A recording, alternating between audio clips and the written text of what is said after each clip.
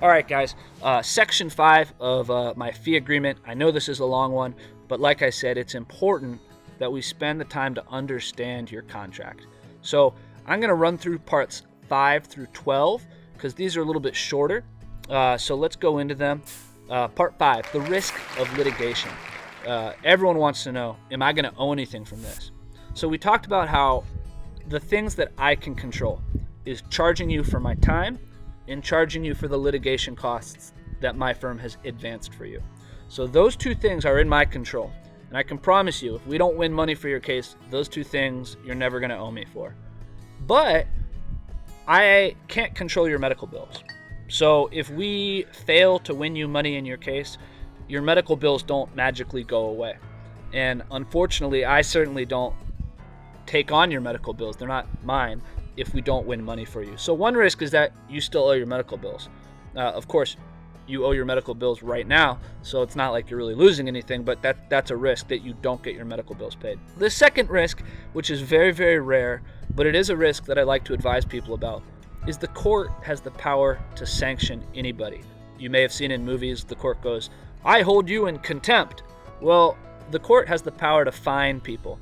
And if you break the rules, the court does have the power to fine people. Of course, if you have a good lawyer, you're going to follow the rules and you're not going to get fined. But you have to be aware that sanctions are a risk in litigation. Part 6 also talks about sanctions.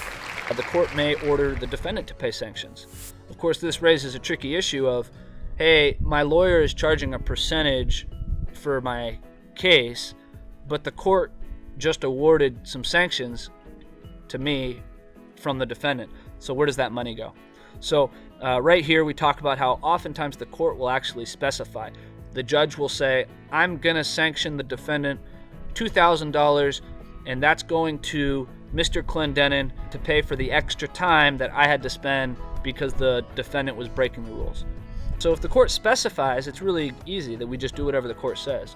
Or sometimes the court will say, I'm awarding $500 in sanctions to pay for the costs that the plaintiff had to pay because of the defendant's bad behavior. So in that case, we spend the money to pay your litigation costs. If the court doesn't specify, then we're going to go ahead and split it 50-50. Part 7, I can associate counsel at no additional cost to you.